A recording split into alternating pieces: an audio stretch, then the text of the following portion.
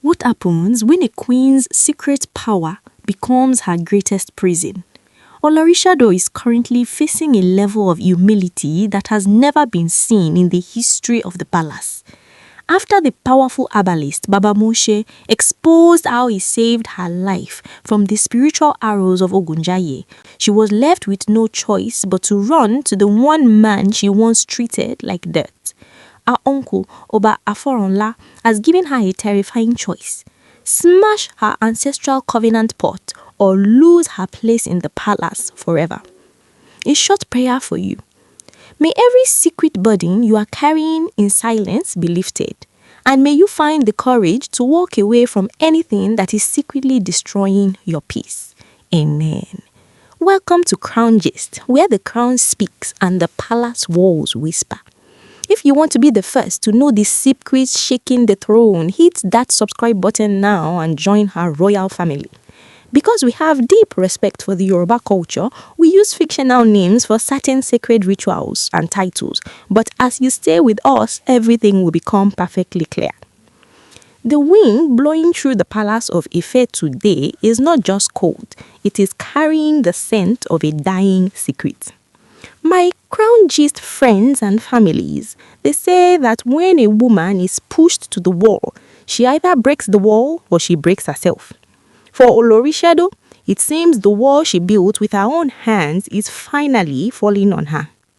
The level of humility we are seeing from her today is something that has left these Ife elders and the entire traditional council in total shock.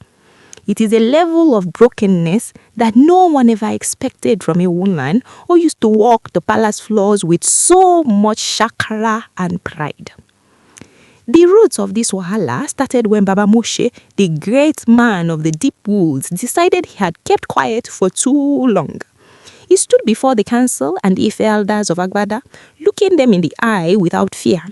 The elders had been trying to paint him as the villain, claiming he was the one giving Olori evil directives and brainwashing her against the palace. But Baba Moshe just laughed, a dry, painful laugh. He told them cleanly that they should be thanking him instead of blaming him. He revealed that if not for his spiritual eyes and his intervention, Olori would have been purged a long time ago.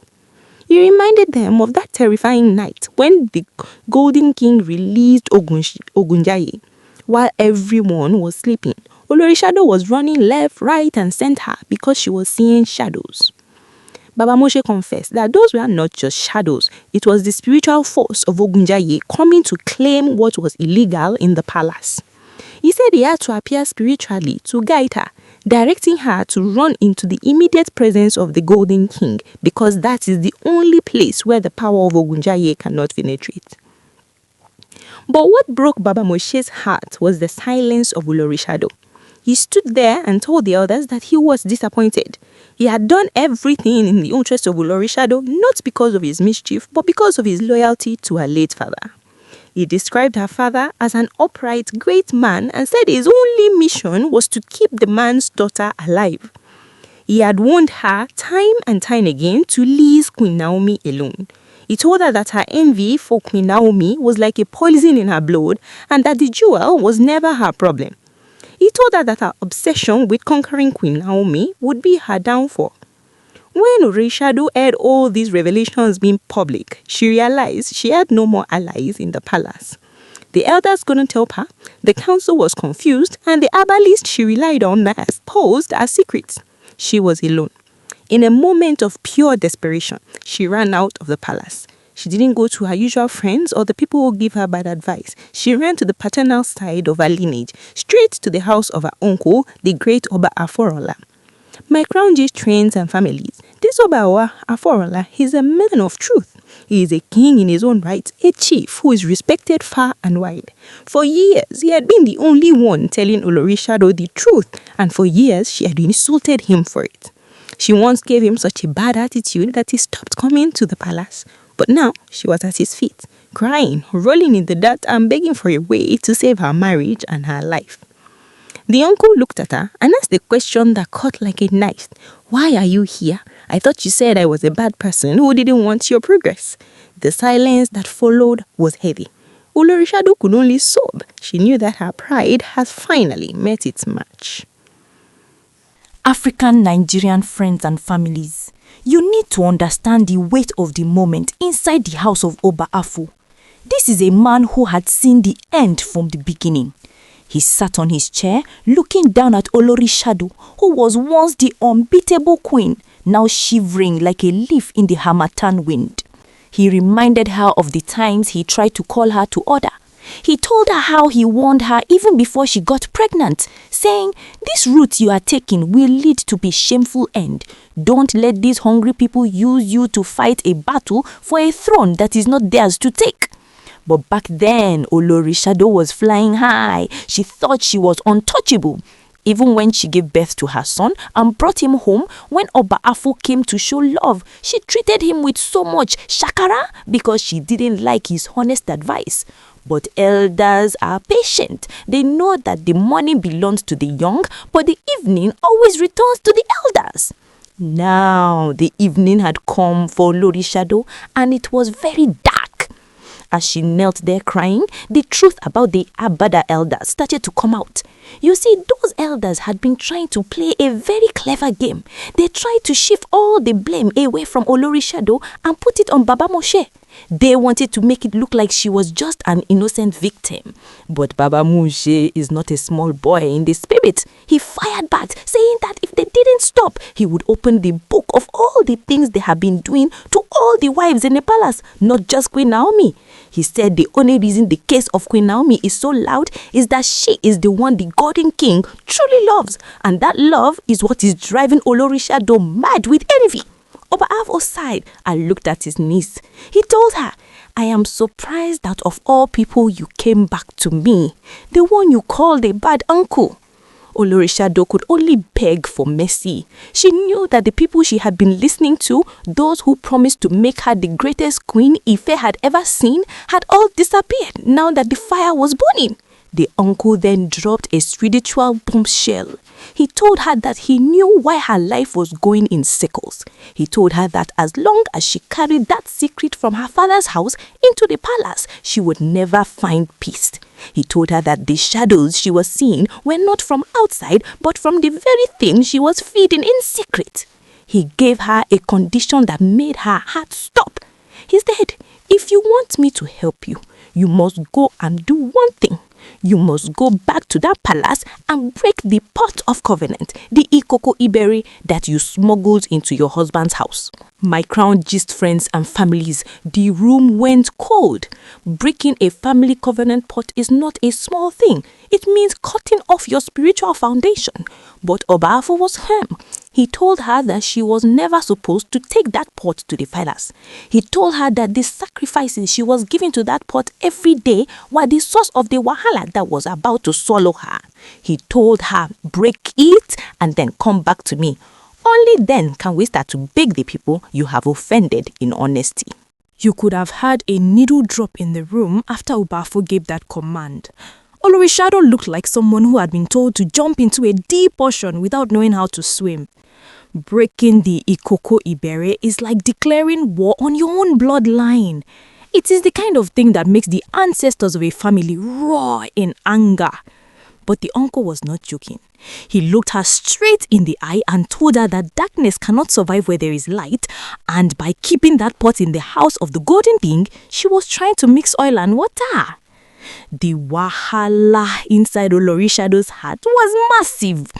For years, she had believed that this pot was her secret weapon. She believed that the sacrifices she was making in secret were what gave her the stubborn strength to challenge anyone in the palace, even the beloved Queen Naomi. She thought she was being clever, hiding these ancestral contracts under the same roof where the first son of Uduka sits. But now, her own uncle was telling her that the very weapon she was holding was actually a bomb waiting to explode in her face. Oba Afo didn't stop there. He told her that he knew she had been living a double life. He told her that the spiritual friction between her family's pot and the sacred throne of the palace was what created the shadows that were haunting her. He told her that the palace ancestors were angry because she brought a foreign guest into their kitchen without permission.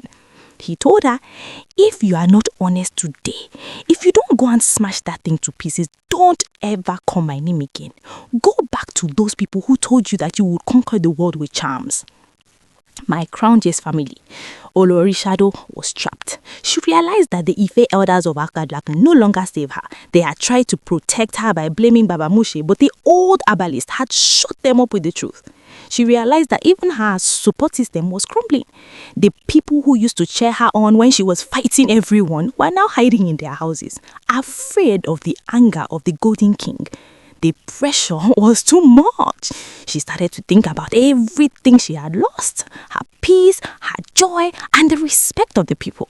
She thought about how many times she had tried to bring down Queen Naomi only for the jewel to keep shining brighter, while she, Olori Shadow, was drowning in fear and seeing spirits in the dark.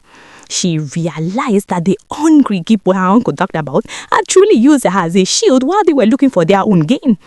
Finally, she took a deep breath with tears streaming on her face and looked at Oba Afo and whispered, "I will do it." She agreed to go back to the palace and expose the one thing she had spent years trying to hide. She agreed to take the Ìkòkò Ìbẹ out of its hiding place and destroy it in the sight of the world. My crown jewels family, this was the moment of no return. She stood up from the floor, her pills dusty and her eyes sullen. She didn't look like a queen anymore. She looked like a soldier going on a suicide mission. She headed back to the palace, and you could feel the tension in the air as she passed the gates. People were whispering, "What is she doing back here? Why does she look so strange?" They didn't know that the biggest explosion in the history of the palace was about to happen. The final moment of truth arrived like a lightning bolt in the middle of a clear day when Olori Shadow entered the palace grounds. She wasn't hiding anymore. She went straight to the secret corner where she had kept that ancestral contract, and she brought out the Ìkòkò Ìbẹ. To the naked eye, it was just a clay pot. But to those who know the spirit, that pot carried the weight of 1,000 years of family secrets and dark sacrifices. As she walked into the open courtyard, everyone stopped what they were doing. The palace guards, the maids, and even the elders who were still lingering around froze in their tracks. Olori Shadow held that pot high, her hands trembling, but her mind made up. With a loud cry of frustration and pain, she slammed the Ìkòkò Ìbẹ onto the marble floor. Bye! The sound was sharp, aggressive, and final. Shards of clay flew everywhere, and it was as if a heavy, dark cloud suddenly lifted from the palace atmosphere.